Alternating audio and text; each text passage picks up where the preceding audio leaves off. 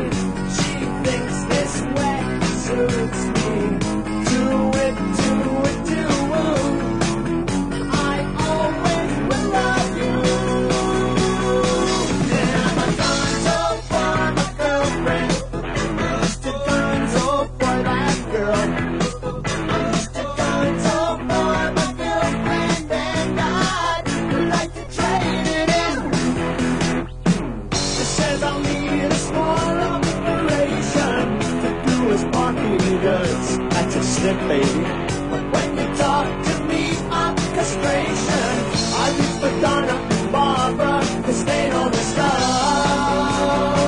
I'm crying out, this you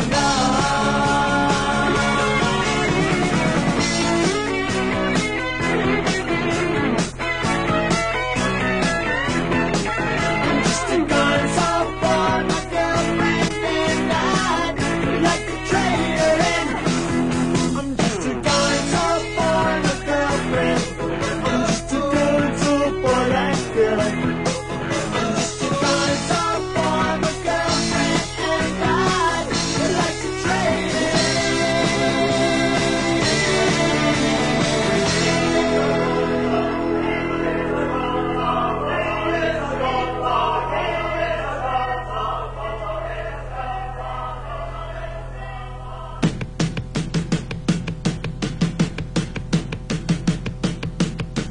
He's a man of steel. He's got steel appeal. He's a better fuck. He's a fighter fuck. You get home early from work and you find your wife in bed. She has been joined to a joiner, and this is what she said. Do you mistrust your loving wife when I'm constructing a new life? Are you a man or are you a mouse? Are you the master in your own house? Are you a queen pupper or are you just a falling ball? Are you really gonna tell me that there's nothing wrong? Are you a man or a mouse? Are you a man or a mouse? So come on, squeaky, squeak out. You go to parties, she's always the first to do striptease.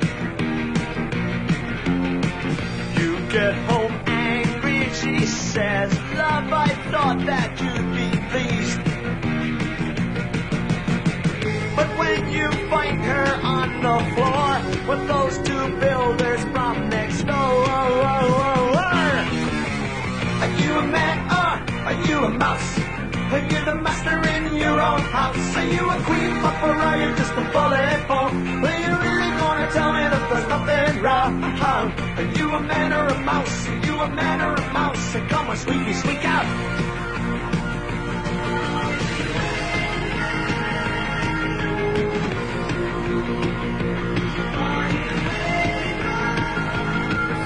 For holidays you go to cheddar, macaroni, cheese, banana, mouse, and you're in a trap, you went for it and it went. Your self-respect is all forsaken, always eating cheese and bacon when you have your phone and take it. Say cheese, say cheese, say cheese, say cheese. Are you a man or are you a mouse?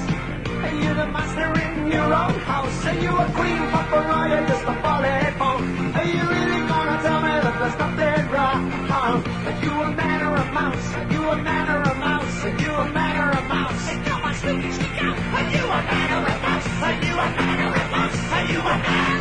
Are you a mouse? The question of the ages, are you a man or are you a mouse? Squeak, squeak. He's being forcibly restrained. That's very similar to being managed, albeit with some difficulty. B.A. Robertson is our guest, and I started by going off mic to begin with, which was, do you prefer B.A. or Brian? And as I understand it, there's a reason why, to avoid confusion. Well, there is another Brian Robertson, which the hard rock heads will know all about. He's a man who used to play lead guitar for Thin Lizzy, who now has a group in England called Wild Horses. And he and I come from the same town in Glasgow in Scotland. And he married Rod Stewart's ex-girlfriend, Dee Harrington. And I didn't want to marry Dee Harrington, so I changed my name. Yes, indeed. I have nothing further to say. It's been really nice having you on the show. No, I'm just kidding. What we've heard so far, or... I'll have to go and pick up Dee from the hairdresser now. Or Rod. It wouldn't have worked. It would have been D-A and B... It just wouldn't, you know, D and B-A. It's not pretty, is it? Alphabet soup. Okay. If you're just joining us, you've missed Gonzo for My Girlfriend, as written by B.A. Robertson. I had nothing to do with that. And Man or Mouse.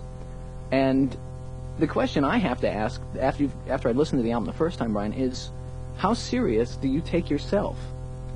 Well, I take what I do seriously, but I think if I have anything that I'm not keen about in rock and roll, it's the way it takes itself so seriously.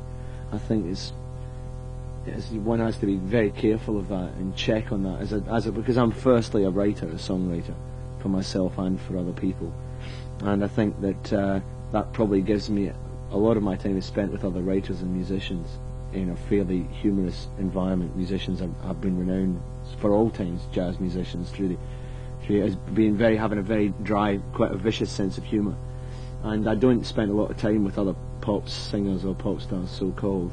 And the people I know wouldn't be tolerated if I had that kind of pompous attitude to what I do. And I think it's very dangerous in rock and roll that people by all means take what you do seriously, but you have to be very careful not to take yourself too seriously, because then you become remote from the people who you're supposed to be writing the songs for in the first place. So you approach your art with the dedication that it deserves, but not necessarily your own self. Yeah, well, I don't know. I think of writing more or less as a craft. I think that's as good as pop songs ever get. I think treating it as an art form is where it starts to be dangerous. It's always at its best being naive, and it's difficult for me now, obviously, because I've been writing for some time, to treat it naively. But you make your own attitudes out of that. Like you should record quickly, I think, and record as soon after you've written the song as possible, and keep doing new things and different things, and maybe in that way you keep a certain amount of naivety and freshness about what you do, and that's important to rock, to pop music.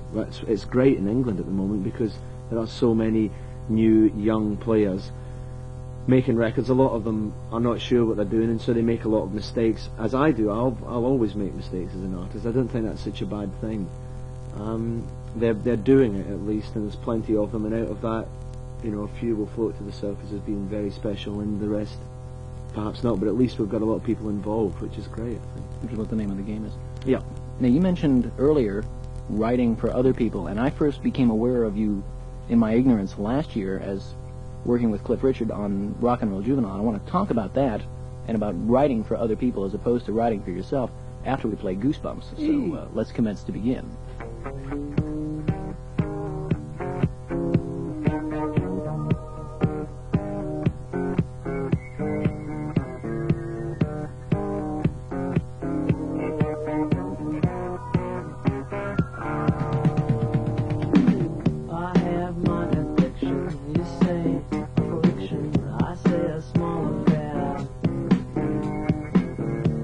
Become a habit I can't break and I can't have it. The feeling to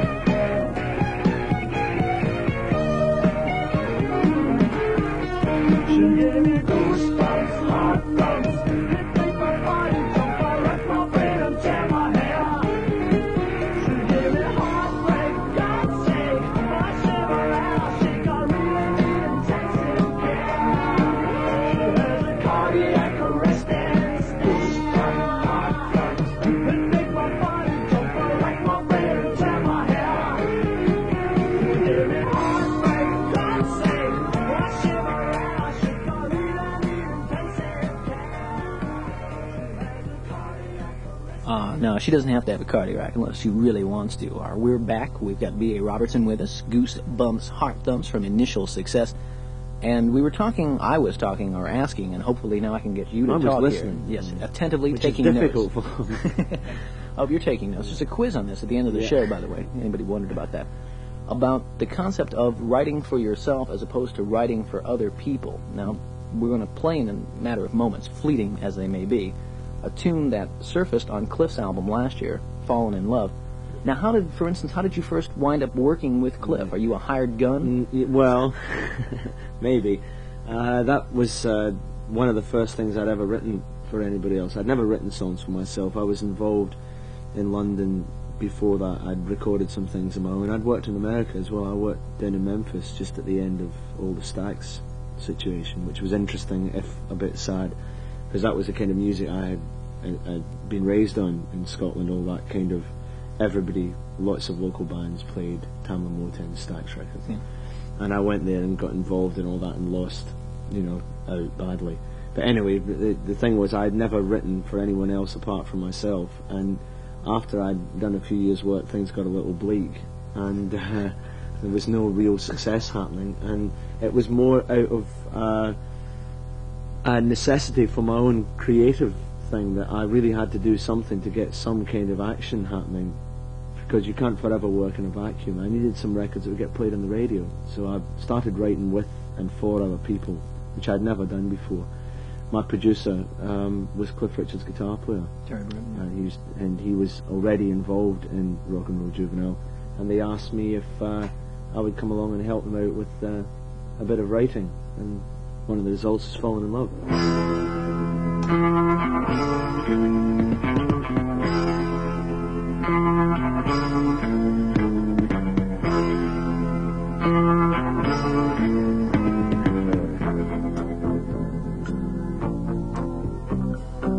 Me and my baby, we were just going round, not getting off on love, not putting it down. We had the kind of sweet affair we both felt we needed. No psychic fusion, just a steady day. No grand illusion of the romantic phase. She looked for her, I looked at me. I don't know why we conceded. 'Cause we were high in our love. Why did we go falling in love? Falling in love. We're under pressure from family and friends. Seem to treasure a storybook in. I look at them, I realize loving's real overrated. 'Cause we were high, now we're low. Why did we go falling in love? Falling in love. Fall in love with you.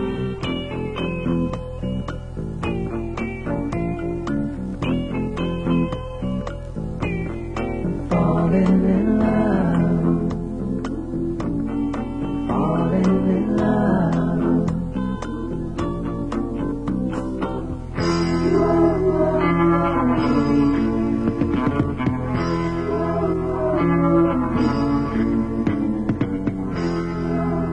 We're high, now we're low.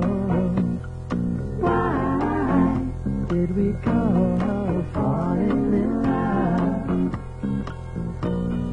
Falling in love. We were high, now we're low. Why did we go falling in love? Around here, when we're trying to be irreligious, we always translate the word love as lunch. So you could say falling in lunch there if you wished. And that is not the Cliff Richards version. We were talking about that just a minute before. And B.A., how do you feel about other people doing your tunes? We talked that's where you were writing, obviously, but what is your reaction towards that? Well, as as a writer, I've arrived at writing for other people fairly late on. You know, my writing style was pretty developed when I came to it in the first place. And I'm still, you know, it's only been a year, 18 months since it started happening, so I'm still a bit of a kid with a new toy. Still excited about the idea that, well, there was an American recording of Goosebumps. I think a couple of guys from the Cars and one of the guys from Foreigner actually sat down in a room and bothered to work out my chords and lyric and stuff for a song and record it. It's interesting, you know, that idea of you not being part of it still excites me. And I think when you do write songs, you've got to accept that other people are going to do them either with or without your knowledge. And it's a bit like, you know, having a kid. You know, you can try and hope that you give it a good start in life. You may or may not, you know, but you just have to be philosophical and let the thing go, because there's going to be some versions that are better. I think Cliff's version of Falling in Love is as good, if not better, than mine. And there'll be other things which won't be, you know, so good. Strangely enough, that is in fact virtually the original demo of Falling in Love, with just a little overdub Hammond organ on it, which is what he took the version on his album from. I was going to say, is there a particular reason why you chose to put it on here, knowing that somebody someplace, before I'd said that you'd written it, listening, went, why is he doing Cliff Richard's tune? And does that come back to I put it on because it was a good song. We recorded a few more songs for the album than there is on the LP, and it just is a good song, and it was better than the other couple of cuts that we had, so there didn't seem a good reason. The fact Cliff had done it wasn't a good reason for not.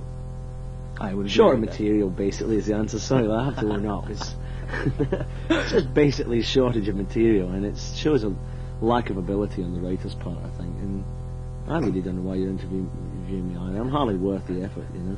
I would have to disagree. Our guest, if you're just joining us, is B.A. Robertson.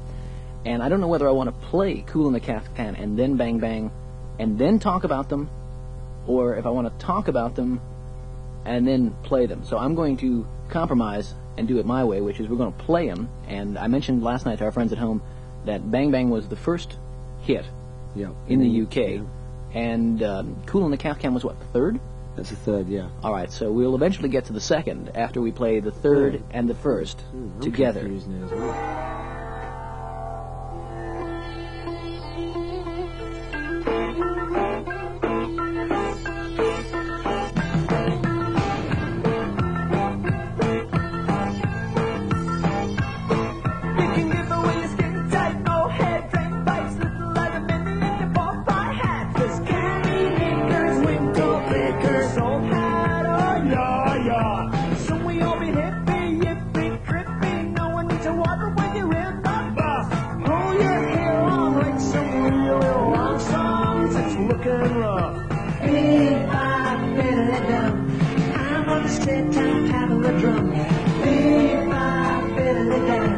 Kool in the Kaftan, loving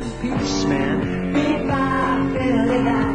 3-button t-shirt, it's a tie-dye. 3-bar fiddly-die. Cool in the caftan, rolling policeman.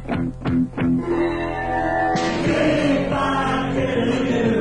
You're my man, Camel Guru. 3-bar fiddly-die. Cool in the caftan, loving peace man. 3-bar fiddly-die. 3-button t-shirt, it's a tie-dye. 3-bar fiddly-die.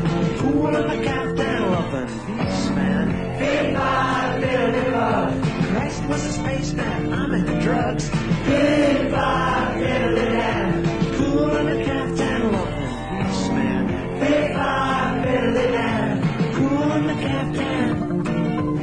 The Scott McKenzie mentioned in the middle age this song is an obscure American whose one-hit record was called San Francisco, Be Sure to Wear Some Flowers in Your Hair. It was released in the United States in 1967 and entered the British Top 30 on July 12th that same year. Cool in the caftan.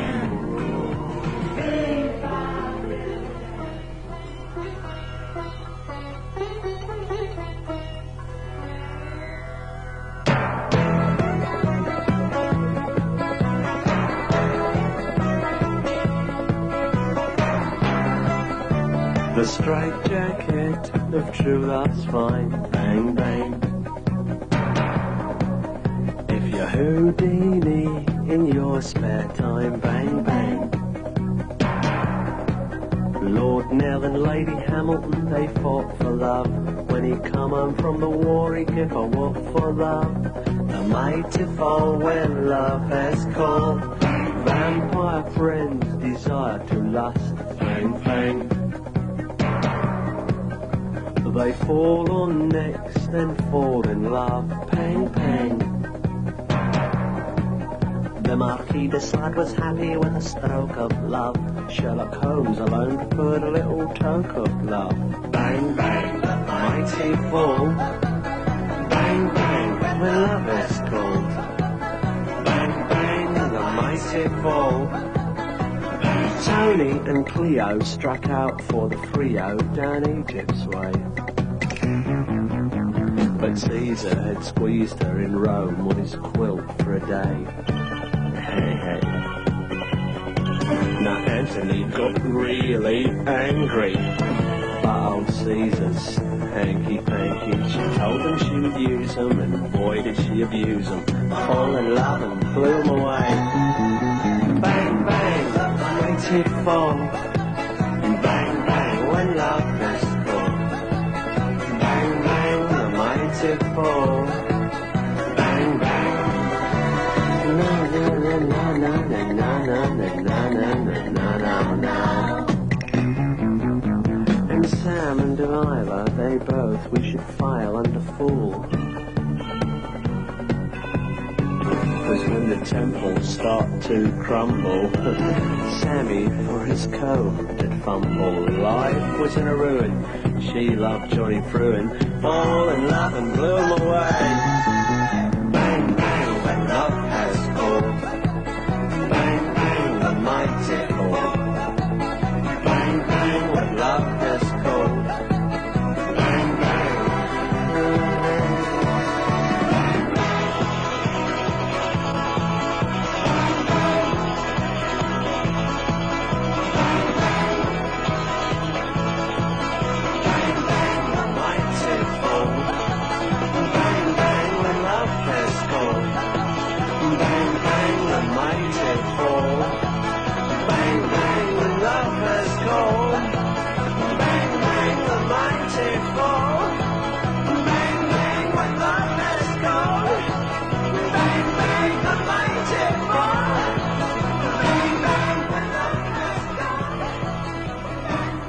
Tony and Cleo heading up the Frio, bang bang. And before that, of course, Cool in the Caftan. And it's amazing he gets away with it, really, isn't it? When you think of all those people out there who could make something worthwhile out of an album. He's spending his time writing about Tony and Cleo striking out for the Frio. I mean, it's not even a decent rhyme. I mean, it's just making up. It's a slant rhyme. I've got no time. Poetic Lies, I have no time for this. I think I may go back and see if we can have this album withdrawn.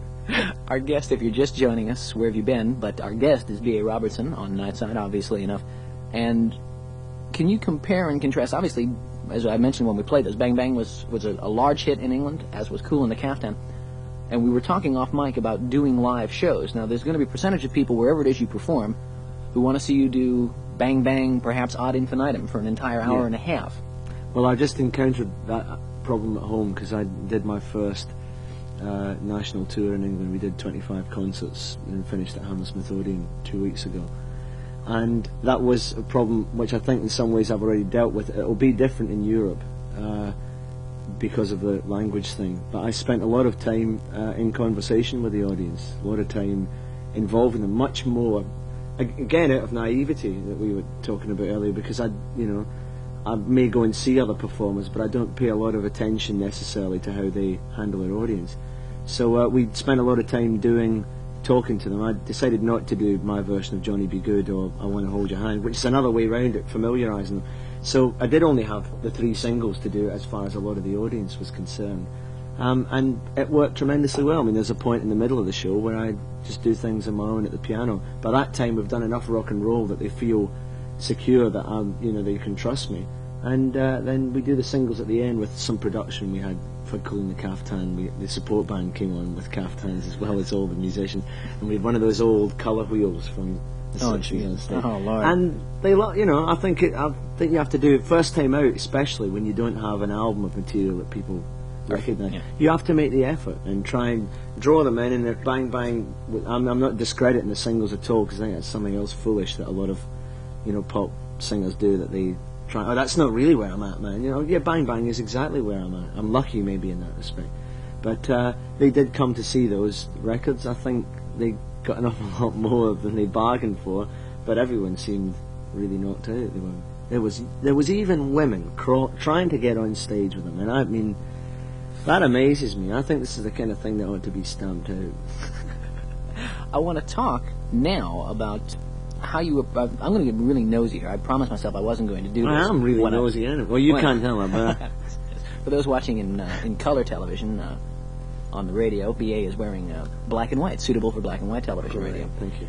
But in relation to Kool and the Kaftan, when I first heard it, I was remarking over a drink, what motivates an individual to write a song like that? And where did you ever find a sitar? Well, we found the sitar in school in West London, and that was the only place in England that we could find one. They happily had an Indian music teacher who used it for lessons, and she let us borrow it from time to time, but we would get to some difficult point in a take somewhere, and they'd phone up in the midst of it and demand that they had this, hey mister, can I have my sitar back? The motivation wasn't...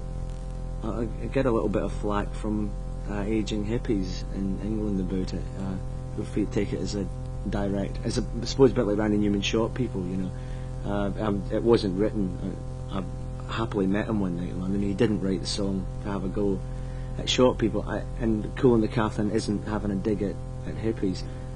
It's going back to that thing about music taking itself too seriously. It was going to change the world when that kind of music was around, which it very clearly didn't. And also it's in a way a look at the music business's continuing fascination with fashion, because we've had a 40s, 50s and 60s revival in England to a mod, straight Quadrophenia and Selector and all those two-tone bands. One of the music papers said it would, the next thing, as a joke, would be to have a hippie revival. I thought if anybody was going to squash it, then the guy to do it would be me, because once I'd done it, no way was it going to be groovy anymore.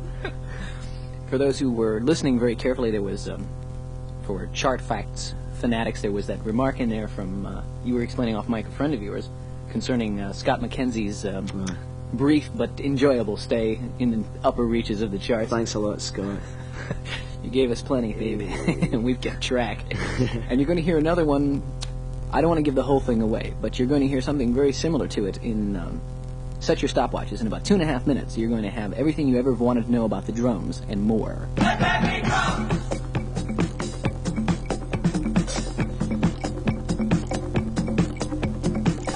Ladies and gentlemen, the sound you hear behind me is drums and percussion. With the help of these men, I will give you the history of the drum in 2 minutes, starting now. went to the candy cop the boat. He said, how long will we be afloat? It's that long? I'm gonna bring along my drums. Percussion grew on his plantation, parodied all across the nation. The honkies, they loved it, they were having fun. They had been trying for years to improvise, but it's hard to get a solo on a Gaelic lullaby. You can eat your heart out, Sandy Nelson, Buddy Rich and Louis Bellson. Rock and roll, they just want you to hit them hard. Moronic, isn't it? No. Where were we? Ah, yes. The Jazzaroonies came along. They didn't even need a song. This was bebop, that was street pop, the drummer held sway. They said bebop was fooling round. Hey, cool's a rule, let's pull it down. The tune percussion players are having a sing. Latin American, Giacana, Carmen Miranda, Alpha Samba Mamba. Hey man, mine's the Pina Colada. Eat your heart out, Sandy Nelson, Buddy Rich and Louis Bellson. And rock and roll, they just want you to hit them hard. When jazz drummers do this, they play with heads and hands and feet. They play with toes and fingers and they played upon their swingerland. Rock and roll is never quick, and drummers there, some say I think. Go to them of their technique, they say I hit it with this thing. Eat your heart out, Sandy Nelson, Buddy Rich and Louis Bellson. And rock and roll, we just want you to hit them hard. Eat your heart out, Sandy Nelson. Eat your heart out, Sandy Nelson. Eat your heart out, Sandy Nelson.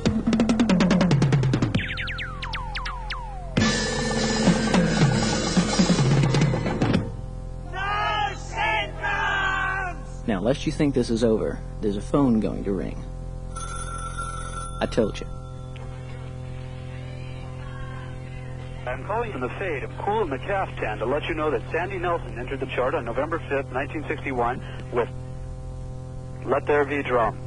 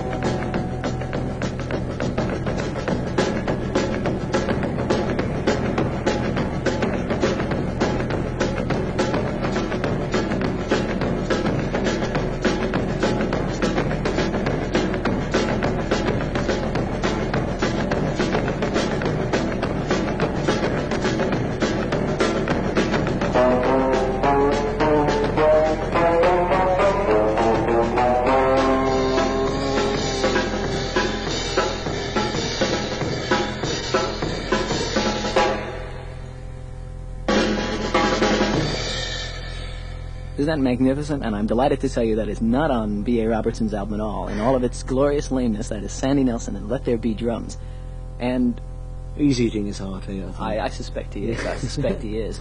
But, I mean, how long have you known and disliked Sandy Nelson that you would write a tune like that and subject him to the ultimate humiliation of winding up on your album as the target of all this scorn? Well, yeah, he's, well, there's a little gap between the label and the little, the last track, so we wanted just to put something in there that not a lot of people would listen to. Most people would be fairly bored after Bang Bang Cool in the Garden, I should think, wouldn't bother go any further. So maybe he's not being as lampooned as much as he thinks. He's a bit he's in an album backwater. I mean, yes, indeed he is. But what I want to talk about, and I meant to touch on this earlier and I didn't, which is 40 Lashes with a Wet Noodle or something like that. is we were talking about So the that's what goes on in the army, isn't it? You know what do you think all those shrieks are? What do you think Zappa wrote The Torture Never Stops for? You've had the hit singles, and there's an album that... Why do I want to feel tempted to say the singles pay the bills so that you can make albums that you like? Yeah. Is there a difference between how you approach writing a single and writing an album? Well, no, I have to be careful of that. The pompousness about rock and roll I was talking about earlier, because if I said yes to that, it sounds a bit like the people who, like we were saying, who disown their singles, and which I don't on any level. I think I approach, from a creative point of view, I approach each thing, single, the album, a live performance. If I'm doing, like radio show live or a television show, or if I'm miming to a track, which I don't like very much. Nevertheless, each of them is to the public, not my public. And I think you have to. If you are an artist, it's a bit of an old-fashioned discipline. I think maybe you ought to be conscious of that. And so, yes, an album is approached from a different creative standpoint, but not as a way of, oh, I know you bought my singles, but where have a listen to that. This is even better. Yeah. I mean, I think there's a lot of potential singles material on the album, because at the end of the day, that's probably the finest distillation of the pop song. That's about as good as it gets. If you can get it down to 2.5, 3 minutes and 5 million people buy it, there's not a lot wrong with Ticket to Ride. Whether it's an album cut or a single, I think that's about as good probably as it gets. Our guest is B.A. Robertson, and I'm going to play you something off Initial Success. Well, you don't have his version of this, but on every single you have, on the side that you bought the single for, if you turn it over, you have one of these records. More right now.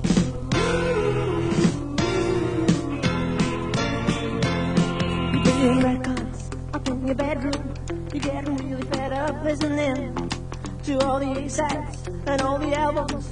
Oh, your needle's gonna wear the vinyl thin. In desperation, you flip them over. Oh, baby, baby, baby, where you been? This is the B-side. We had them before. They were real, real popular after the war. When you let off, knew what life was for. This is not for you. Oh, it's the B-side. The back of a head got a last lackluster feel about it. But it's a feeling as yesterday's chips. I don't appeal to you.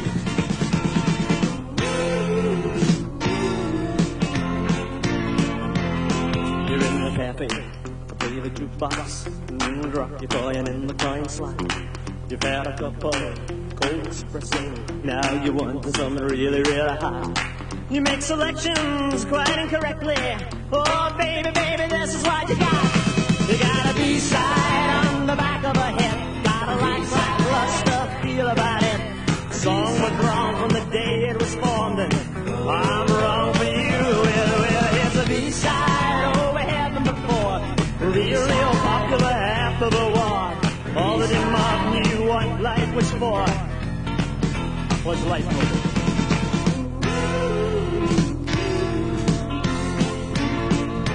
I tell you, life is like a record deck, and 78's no respect for what your life revolves around. Revolver's overdue. It's a B-side. The back of a head's got a lackluster feel about it. It's about as a feeling as yesterday's chips, and I don't want to feel you. It's a B-side. Oh, we had them before in the past explosion after the war, when the newly demobbed knew what wife was for. What's it for? It's a B-side on the back of a head, and the playlist may just overlook its simplicity quotient, aimed as it is at the low IQ.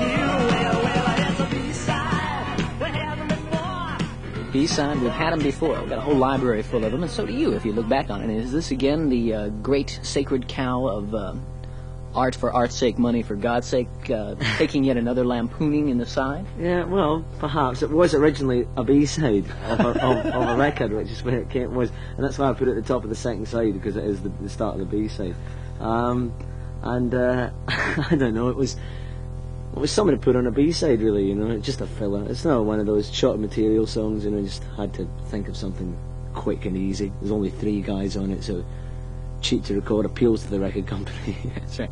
$8 total cost for this track. Oh, sign that voucher immediately.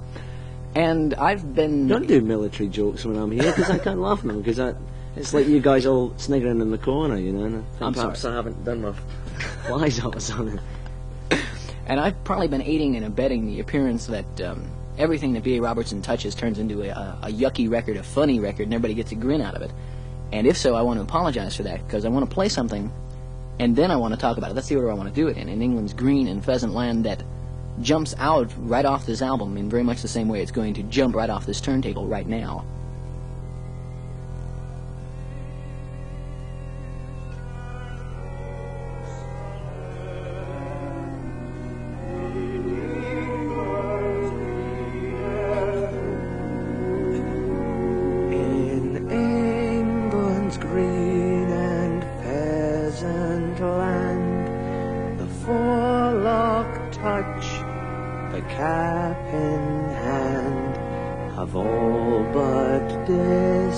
Disappeared from view in England's green and peasant pews. In England's green and pheasant land, young subalterns could take command, and chinless wonders hunger for the day their England goes to war. To paraphrase the average buff, this game of soldiers you can stuff, and stuff dynamic history that theorizes dying's good for. In England's green and peasant shacks, the men will have the trousers back.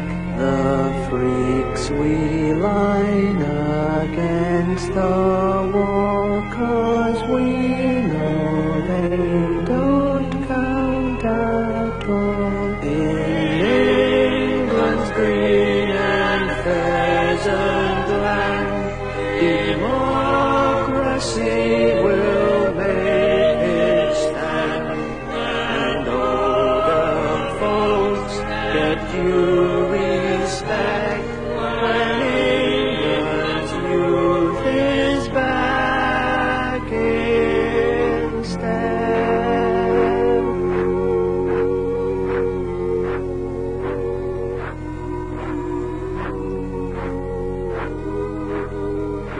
You're just tuning in after tuning in earlier. You may wonder what happened to B.A. Robertson. It is one and the same in England's green and pheasant land from initial success. And I'm going to be nosy again. What were you trying to do, Brian? It's like I said when we talked off mic, it jarred me the first time I heard it. It was... Well, that's the purpose of it. An album is, if you work in an amusing way that I do, there's always a possibility that it's like letting a balloon go and it sort of just disappears into nothing. And you have to tie it down, otherwise it just becomes irrelevant. And if you are like me, I mean, basically I'm a clown, really, whether I work in music or whatever I do. And clowns, at their best, I'm not suggesting that I'm one of the best by any means, but they should have the ability, if they're making people laugh, at the same time, just once in a while, be able to induce the opposite emotion and to make them melt sad or even make them cry. And I think probably if there was an album full of England's green and pheasant land, you wouldn't be able to listen to it. It'd be like far too richer a cake, and it's probably heightened and made more jarring by the fact that it comes in after She's a Beezer or one of the other silly. There's like 3 really crazy tracks before, and that makes it even more powerful. I like to think, that's just the way I work. It's an old vaudeville, it's an old technique that's been used for years. That people can make people laugh, you can make them cry, and that's that one thing in the album, hopefully, that ties it down and stops it from just being completely lightweight. As soon as you finish, then of course you get bashed into some other nonsense immediately afterwards. No, don't give it away now. Don't give it away. I don't want you to give it away. because we're going to play. You weren't listening very carefully, so you didn't hear one of the titles Brian gave. We're going to hear the third of the holy trinity of singles so far that are haunting his career. Knocked It Off.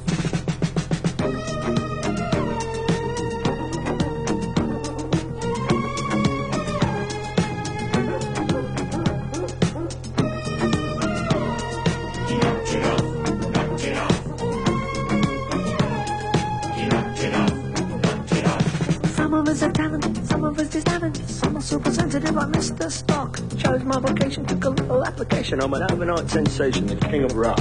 Available for parties, bar mitzvahs and charities. Do another session, I'll be carried off. I have my creativity, think of my sensitivity. You know I really love my art. Take you on a boring. Knocked it off, yeah, I knocked it off. While I was sitting in the corner with my tracksuit off. I was hoping I'd be playing, but I never thought I'd win in the game.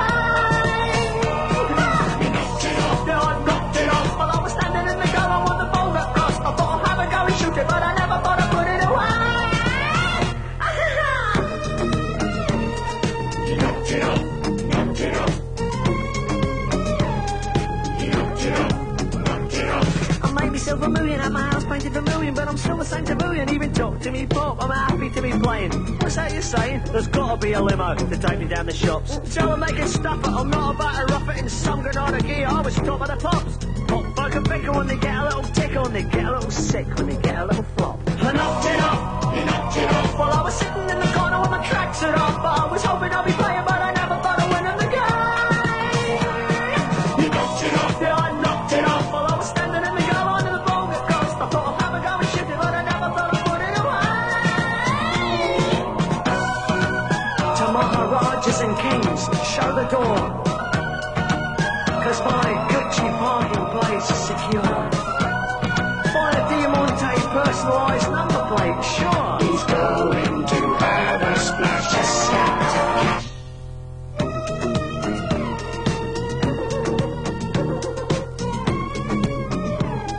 He knocked it off.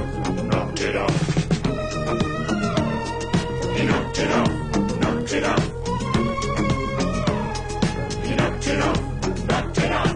I knocked it off. He knocked it off. I was the flavour of the month to get me in the shop. So I was hoping I'd be playing, but I never thought I'd win in the game. He knocked it off. Yeah, I knocked it off. While I was standing in the goal line and the ball got crossed, I thought I'd have a go and shoot it, but I never thought I'd put it away. He knocked it off. Knocked it off. He knocked it off. Knocked it off. Think you might buy a boutique, Brian? Knocked it off. You knocked it off. Well, you know, not everybody's got talent, mate, you know? We all need Roger Bannister fighting a canister. You knocked it off. Knocked it off. I'd like my Bollinger 73 served off the bone, if I may. You knocked it off. These three Sudanese chicks you served up my arse, got them at room temperature. Knocked it off. Knocked it off.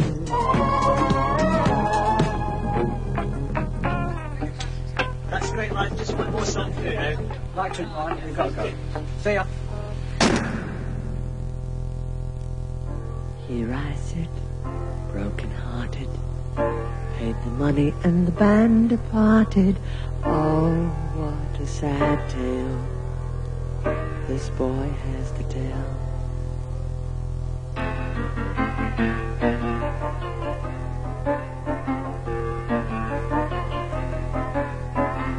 Here I sit, sad and lonely. The band are gone and I'm the only one left to play to the end of the side. I can tell you all from where I'm sitting, about another 20 grooves are missing, and then toward the label I slide.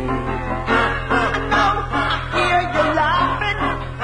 You think you sussed my roll. I have been left to fall down the hole.